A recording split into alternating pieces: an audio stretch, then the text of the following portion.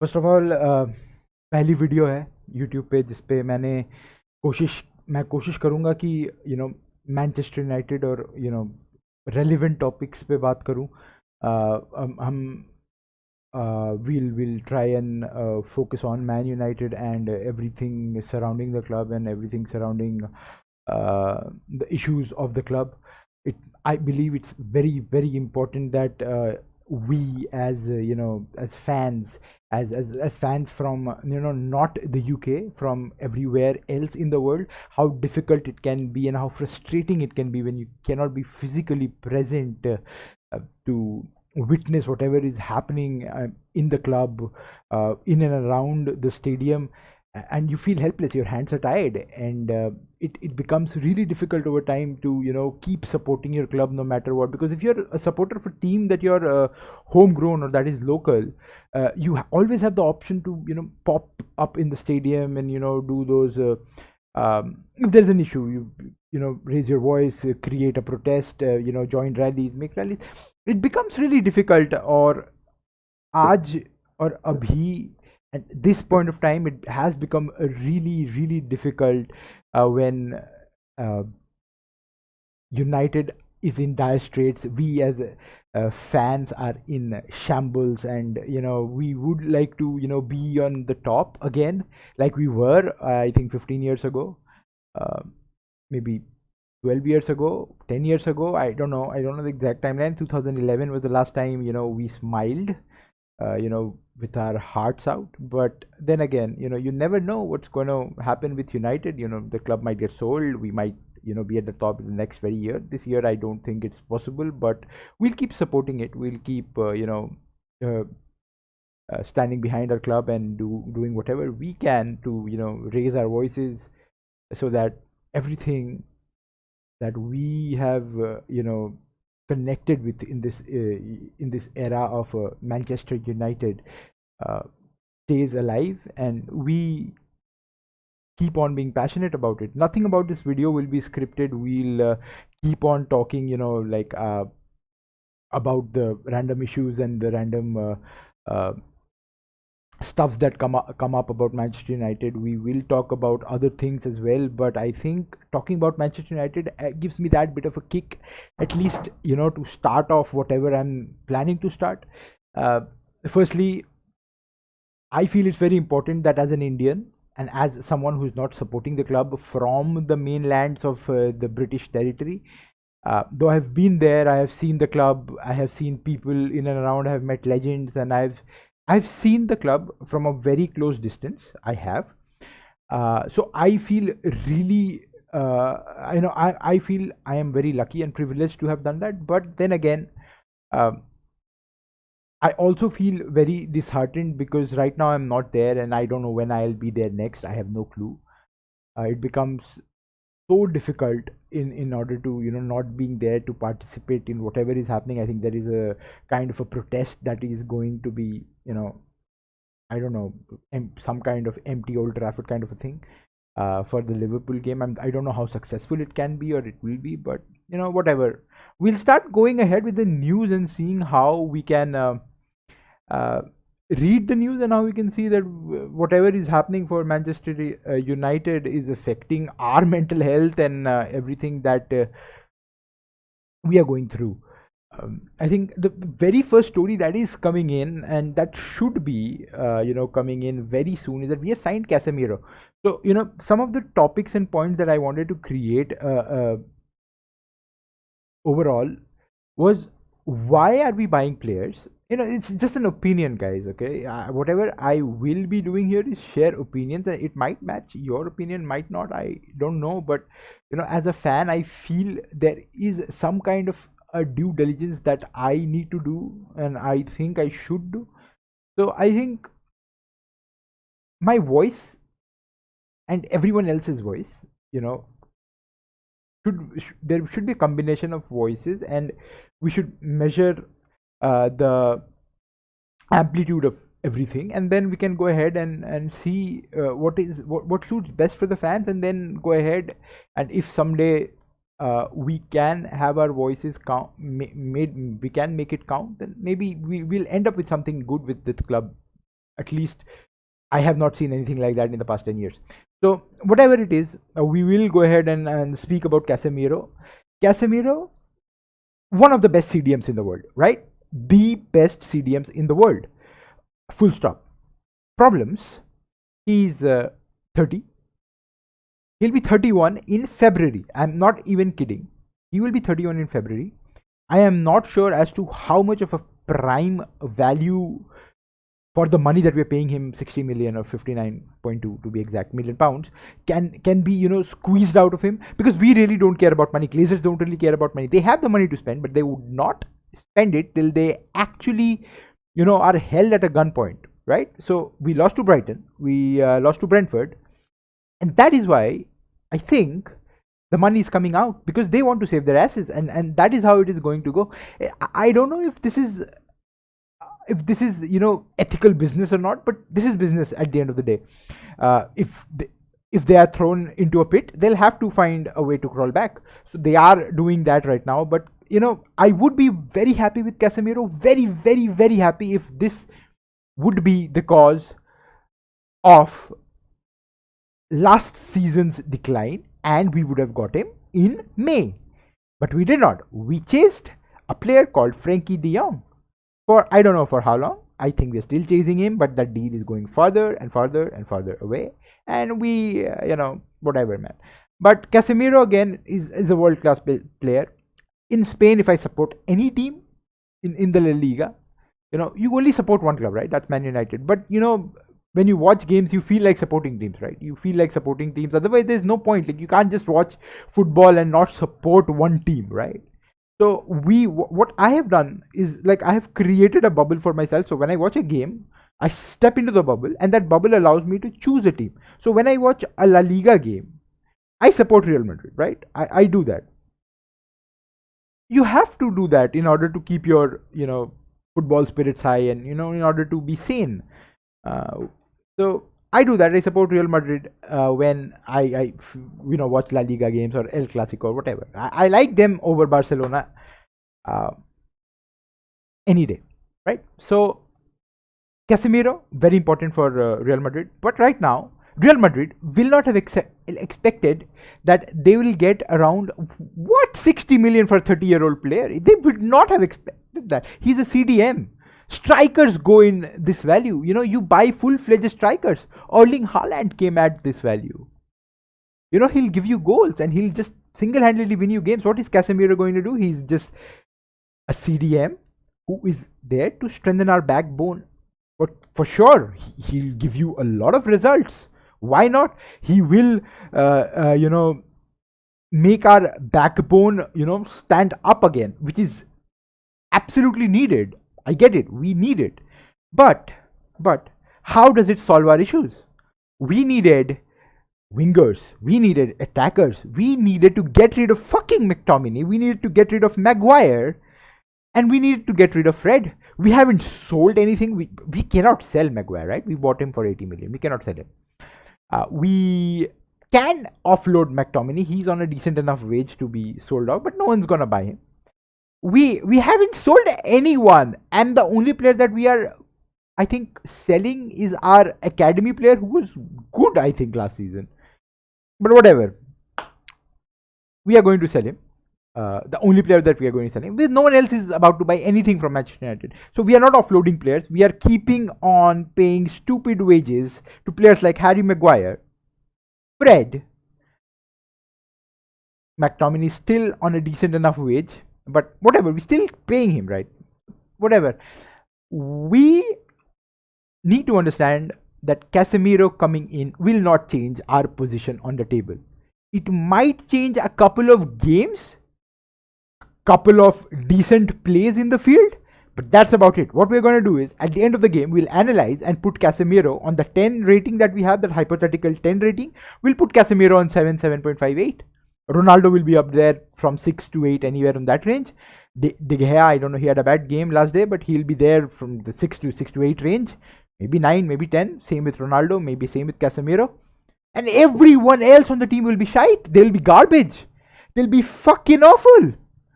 What the hell are we going to do with them? And You cannot win a game of football with an aging Ronaldo, with a 30-year-old Casemiro, with a very mediocre, I don't know, Bruno Fernandes right now. Uh, Ericsson, who I don't know will ever find form at this point, or too soon to judge, but I'm not sure if he is going to find his feet at Manchester United. But if he does, I really want him to, but he should do, right? So are we going to win games with 2 or 3 players? We're not. We need a complete restructure. Things are going to matter at this point of time. We need a restructure with Manchester United, and that should happen. And that is what we are expecting. We were all Solskjaer out, we were all Oli out, we were, complaining about Ranić not being able to deliver. What the fuck? Ranić took over a team, did not have time to prepare. He played like 3-4 months of football, 5 months. I think he was decent. He got maximum out of players like Sancho, who was completely unused when Oli was in charge. He did his part. He exposed the club.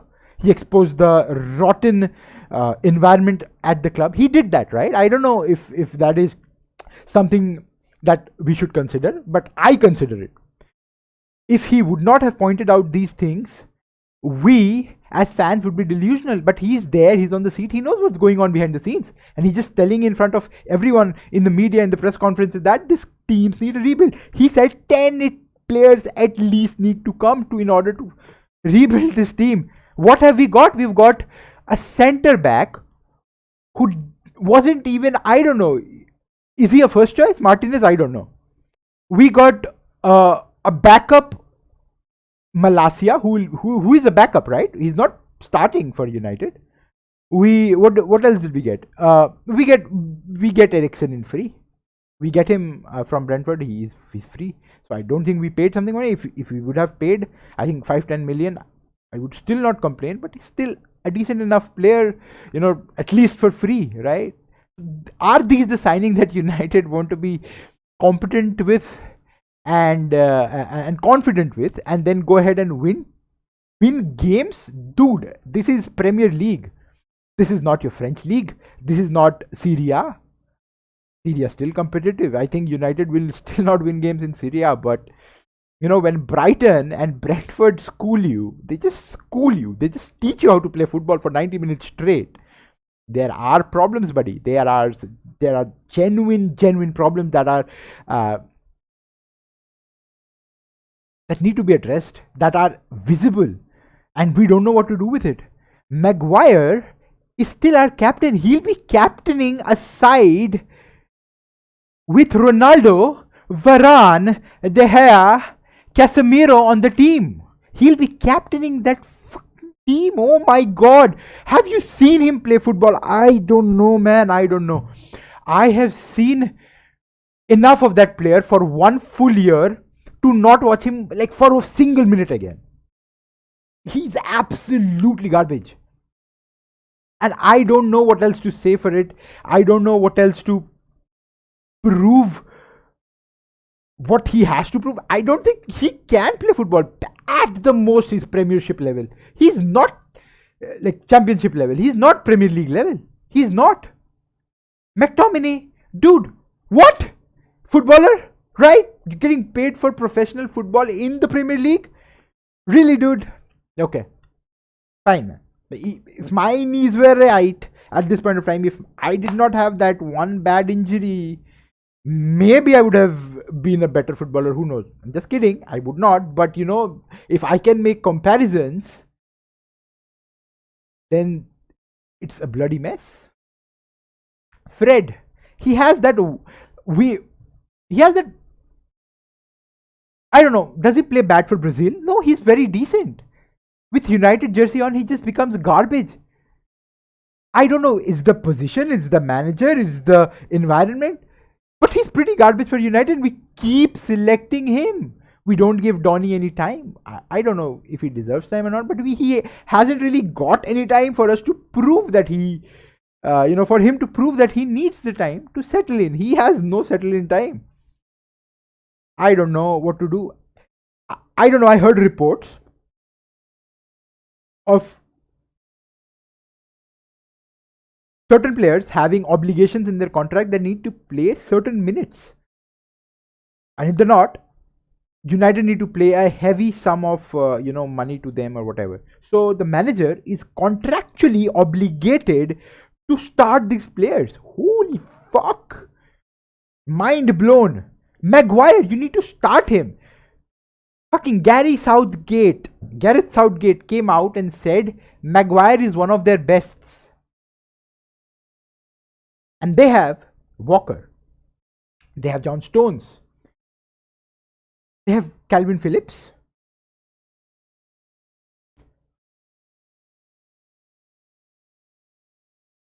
And I don't even want to name other players right now, How does Maguire even fit in any squad in the top 6 of the Premier League, teams? He doesn't, right? He doesn't, but we still have him as captain. So I don't know. Casemiro is going to happen, 59.2. I am not happy, not sad. We need players who can give the ball to someone up front who can score the goals. If Ronaldo leaves right now, we don't have anyone, right? Who score the goal? Rashford, come on. Let's just be honest. Rashford is not going to score 10 goals or maybe 12 goals a season for United. He's not going to do that. Martial, on and off, dude. I don't dislike Martial. I don't think anyone hates Martial, but he's not the kind of player who will give you 1 goal a game or maybe half a goal a game if he's playing all the games and he's got good delivery. But 1 goal a game, very difficult for that chap. Not possible. So we don't have a out and out striker. We let Cavani go. We let everyone go. We became trashier from last season, right? We let 5 players go for free, and we bought 1 backup player, 1 defender, who's not. I don't know if he's going to be a regular starter or not. And we bought a midfielder, right? Who's not a CDM, by the way. We still, to date, to time, we still don't have a CDM till Casemiro comes in, right? But whatever it is, I will keep this video for very short. Maybe come back with more videos, but this is a rage that I wanted to. These videos are a propagation and a projection of myself onto the internet. I don't mean to harm anyone's feelings or intentions. I really am a very passionate supporter of whatever I do and I love. May it be people, may it be my football club, may it be food, may it be fitness, may it be whatever. I'm really passionate about it. But then again, at the end of the day, you as human beings, you want something back. So if you are dieting, if you are sacrificing on your food and the kind of stuff that you love, cutting out the portions or whatever, you expect yourself to see results, right? So hence you diet. If you support a club, you expect them to return the favor. You expect them to return the favor by at least not letting you embarrass yourself for seasons after seasons, years after years. You cannot. Year after year, it is very difficult emotionally, mentally for this entire situation to sink in, and it has been like that. And again, this video is very unscripted, and I will always try to be unscripted. I have no script. Maybe I have a news flash open in front of me and I'll read it from there. I'll try and see what comes out from there, but I will have no scripts. Everything is coming straight from the heart, and I really want and hope people realize that things are going to be normal with Man United again, and hope it does, man. Hope it does. Peace out for this video, and hope Casemiro deals, the deal with Casemiro goes ahead smoothly and we get the player soon. Probably not for the Liverpool game, but we do get him soon. And players like Anthony, maybe Gakpo, I don't know, either one of them do come in. Anthony seems difficult. Gakpo might come in, and we something to cheer about for the next 35 games of the season. Premier League, of course, Europa League, who knew? But yeah, thank you guys for tuning in, and this is me, Shrey. Call me by my IGN, Shine, signing out.